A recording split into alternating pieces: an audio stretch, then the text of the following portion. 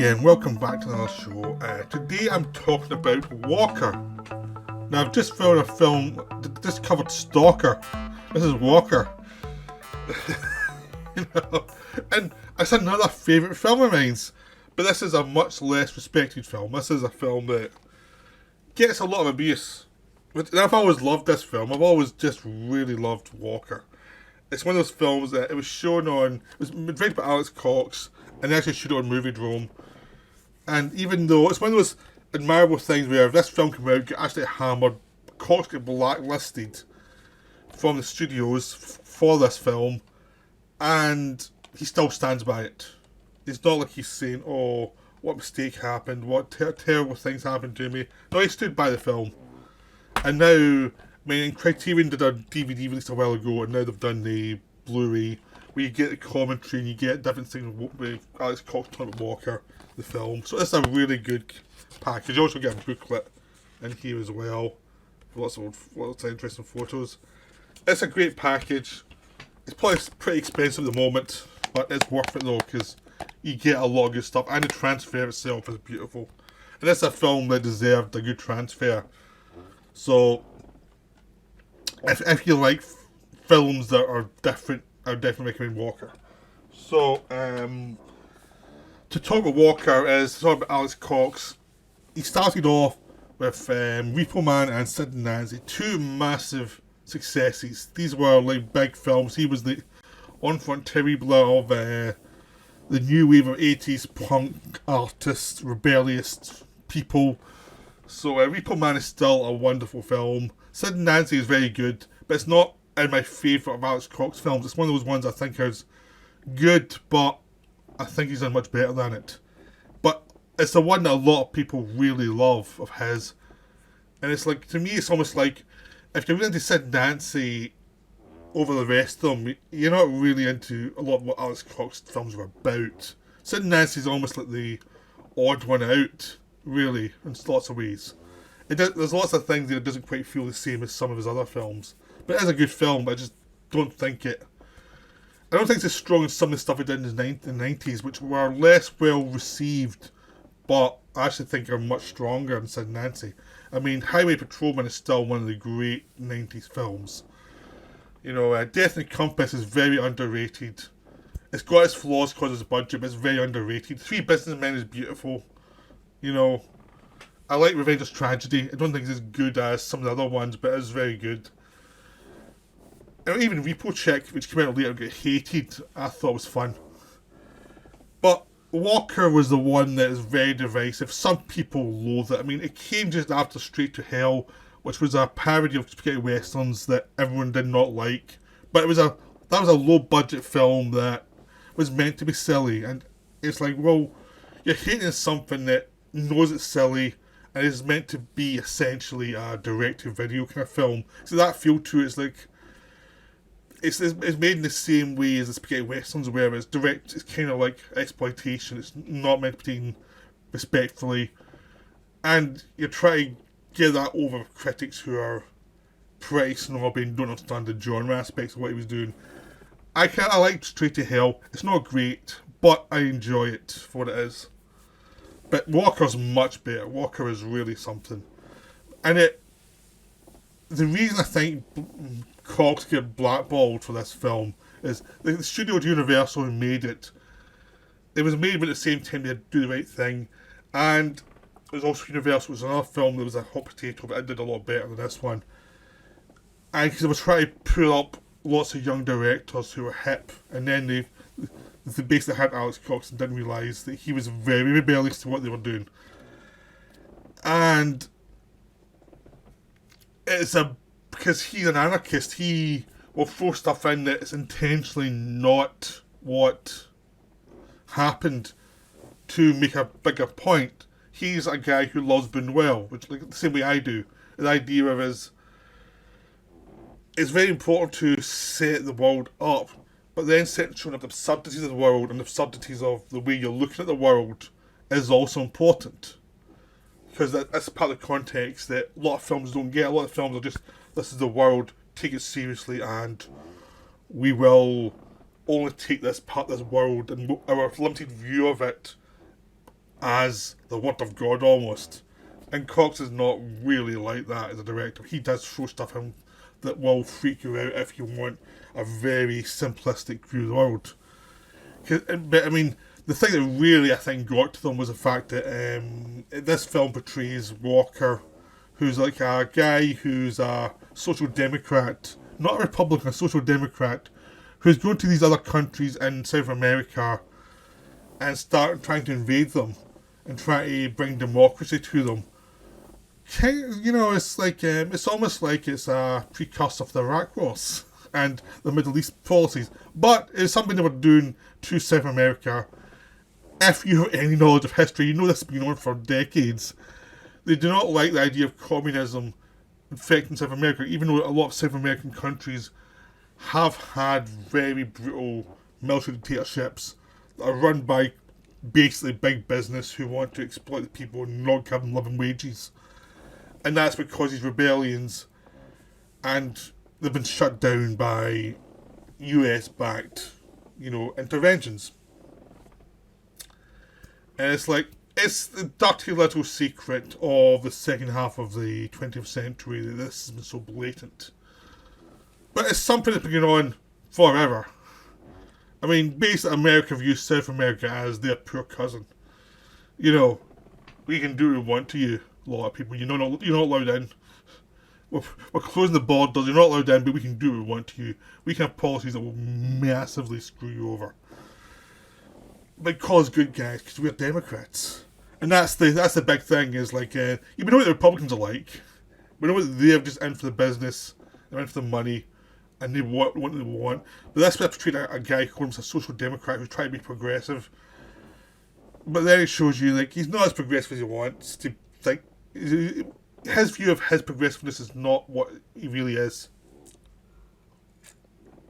He's a guy who learned law, he learned medicine, but he still wants to then go to different countries that are not ready for this, who have their own view of the world and try and force, Western values on them. Does it ring a bell? Afghanistan? Iraq? Any Middle East country? But really good guys. If the Republicans do it, it's bad, but if the Democrats saying we're trying our best, and don't look at all the side deals we do as well, don't do that. So it's about a guy who professes to be everything that the kind of Hollywood liberal is, but he's invading other countries and has the backing of the South on dodgy dealings, and he ends up instituting slavery. Even though he says, I'm trying to help the people. I'm not making money for myself, I'm helping the people. And he's like, and there's lots of lines like how much a Puritan he actually is, how much a weak Puritan he is, and how one of the wife of the sitting president seduces him and basically calling him a weak little man type of thing. It's hilarious. And she tells him when he's sitting in bed like this at one point, don't worry, you weren't that bad in bed, you're okay for a gringo. There's lots of humour like that in there that I don't think the white democratic Hollywood elite would really like to see themselves portrayed as. Because the film starts off historical, but it keeps adding little things in. Like at one point, someone's sitting there on the beach drinking cola bottle. Then they're reading magazines with Walker and Time magazine and Newsweek. And then at the end, when everything's gone to pot and all Walker's backers have betrayed him because he's betrayed them, all the Americans are lifted out, and anyone who's not American is left to die in the country. And it's like, because this is the 1800s, so they're making a point, but this is what we do now. It's not what we do then. What we done then, what we do now is exactly the same. You see these guys who come to Nicaragua to actually help the people. You see them killing the people all the time and saying these people are traitors.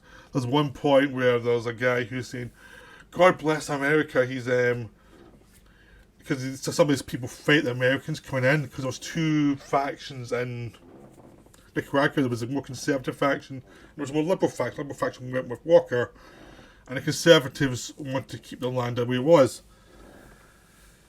And he's going, please listen to Americans, you're betraying yourself by not helping yourself. And it's such a great piss take.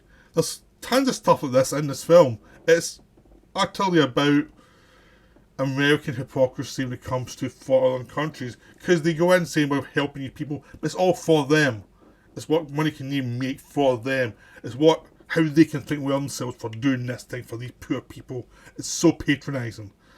And whenever Walker has a speech, it's really patronising. It's just like it's wonderful. And they have a lot of really good actors in this doing even the big parts, a lot of parts. Ed Harris plays Walker, and he's great because he plays a guy who thinks he's right, doesn't realise how Puritan, how weak he actually is. He's got a weakness to him that he doesn't really want to deal with, and his way of dealing with it, ultimately, without even looking at it, is to be more and more psychotic and be more and more macho. There's a great moment where he tells a drummer who doesn't want to be a drummer anymore because they all die. He goes, "No one will die with me. My presence will bring you safety." First battle you go into, the drummer gets absolutely murdered. And Walker shoots one of two of his own men who try and run away. And it's a total screw up. They still win it because the other side's more screw up they are. Even if they have to run away, the actual presence, the actual win was by just being a presence there and having the other side collapse because the other side's so weak. There's lots of stuff like that. You Gary Graham has his brother who's a total loser and who wants to just come and get the money. There's another younger brother who starts out quiet and turns into a total psycho. You've got Walker saying that even though he's taking money from the slavers, he's not trying to enforce slavery here until it becomes important to him. First, he's betrayed his enemies, and they've sanctioned him and have said you can't get all these goods coming to the country now because you've turned on us, and we wanted you in there in the first place so we could have this route to transport goods safely from one side of the country to the other. So then when he realises that actually producing stuff to keep him going can't be done without the aid, the only other way to do it is through slavery. So he introduced slavery, betraying some of the black people in his own group. There's one guy who is black who's a total supporter of Walker, and even he has to think, what the hell is going on? It just shows you that the certain kind of white idealist liberals, they're only an idealist till a point, and then eventually every system they'll switch. Just like anybody in power, they say, "Oh, I'm doing this and I'm doing that," but eventually, if there's enough pressure on them, they will switch against their own ideals. They will betray their ideals quite easily. And this is all about just that idea that in slavery, the reason why slavery was used is because they couldn't financially cover what they needed done in another way. That was it. And they basically used civil wars between countries to have one side enslave the other side and sell the other side as slaves to them. So they just manipulated pre-existing wars to actually profit and bring these people over slaves. Or, in this case, okay, we're still looking at a civil war thing. There's some people who are less equal than others, they're slaves now. There's that thing that's inhumane and rotten, the way of saying people that you say, "Oh, I'm above this," but then when it gets too tough for you, might not be. And it's like, never trust anyone in power. I mean, this one is all about the white guy, but it's like, never trust anyone in power, because, I mean, the thing that creates slaves is usually other people from the group who are their enemies selling them, So it's really scummy politics all around. And the whole point of the film is that the supposed liberal, the supposed educated classes who are trying to elevate people, and it just shows you how messed up they are and how tied they actually are into big business who want certain things done and they want to be behind the scenes and not seen, and you're the public figure and you bring us the profits and we'll support you that way. And it's just like, if you look at a lot of modern politics where people like Obama it's just a progressive, it's just all this stuff to get in power, and then in power, and it's like, they're run by the banks. You can tell they're run by the banks just by the policies. It's like, it's a con job. And this is just like the 19th century version of that. It's still a con job. It's always been a con job. Like, even if, like me, you're a lefty, you know the people who suggest they're lefties in politics are kind of right wing. They just lie very well. Or even lie to themselves what they're doing. Say, oh, we're doing a good job. But it's like, no. You're lying. It's just all about that kind of bullshit that goes on. And how, basically how, we all know what the right wing wants with this kind of stuff. We all know what their policy is. It's pretty inhumane. The left wings can be just as bad, but we'll actually try and cover it up with a lot of, PR speak. And this is about the kind of the guy who professes to be much more progressive and just how dark it gets, because he just wants power, ultimately. He wants to control people's thoughts and control people, what they are and what they do. So he's not as progressive as he thinks. It's like, I'll allow you to be civilised in my way of being civilised. He's got all these troops the troops he gets to go and invade the countries are all scumbags. And a lot of them have to get shot once they've succeeded because they're, attacking people and are rapists and stuff. And it's like, he has no moral framework. It's just like any invasion of any country. A lot of the soldiers will not be the best people, because the people with morals would not do this kind of thing. The people who will do are the ones that are very moral, or ideologues who can be lied to. So it's a very political film. So it's an intensely absurdist film. It's a film that will get under people's skin, especially if you're a left-leaning progressive who also wants to make money, because it's aimed right at you. It's like, this is what you really are. And a lot of people don't like that. I adore it. I really adore Walker. But it's not the easiest film to take. And it is willfully absurd. And some of the absurdities will annoy you if you're a certain type of person. But I think it's important to do films like this about how awful US foreign policy can be. And how it's not just the Republicans are doing it. It's the Democrats too. Look at Ukraine. How much corruption that we don't know about in Ukraine is going on at the moment with the Bidens. Really. We don't know all this stuff yet, but it's like, if this was Trump, it would be another Russiagate instantly. Because the Bidens, we can't always talk about it too much. Even though we know that something's not right there, we're just not allowed to talk about it. It always happens every time. There's always something. There's degrees of it, but there's always something there that you're like, ugh. So, I hope you enjoyed this video. I hope you go and see Walker. It's very good. It's very underrated. And I'll see you later.